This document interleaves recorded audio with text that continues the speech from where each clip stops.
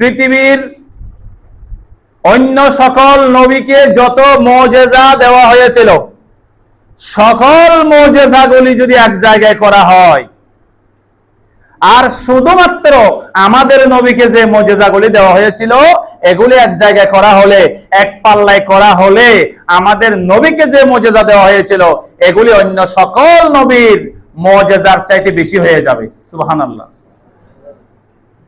আমাদের নবীজিকে প্রায় কিছু কম বেশি ৩৫০০ পর্যন্ত মুজিজা আল্লাহ তাআলা দিয়েছেন। অন্যান্য নবীদেরকেও আল্লাহ তাআলা মুজিজা দিয়েছিলেন। নবী দুনিয়া থেকে শেষ, মুজিজাও কি শেষ। আখির জামানার পয়গম্বরকে আল্লাহ তাআলা এমন একটি মুজিজা দিয়েছিলেন, তিনি এখন পৃথিবীতে নাই, তিনিও পৃথিবী থেকে চলে গেছেন, কিন্তু তাকে আল্লাহ তাআলা দিয়েছিলেন এমন একটি মুজিজা পৃথিবীতে এখনো আছে। সেই মুজিজার নাম কি? সেই মুজিজার নাম কি?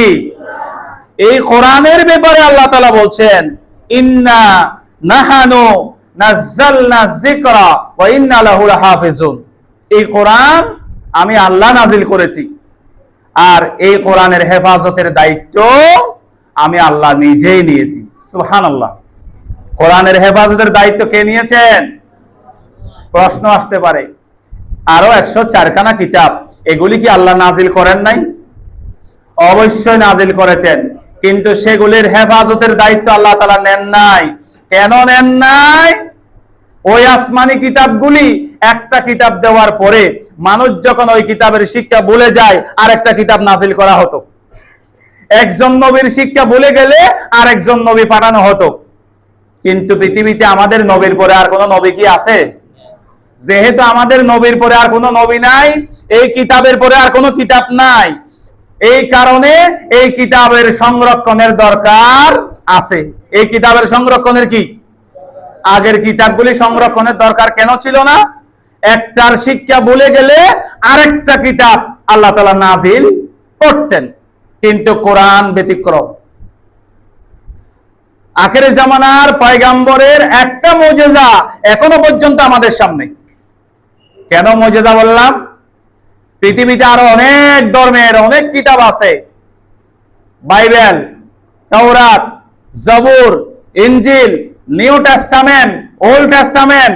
হিন্দুদের যদি বলি রামায়ণ, মহাভারত, বৌদ্ধদের ত্রিপিটক, এই কথাগুলি কিন্তু অনলাইনে মিডিয়াতে যাচ্ছে।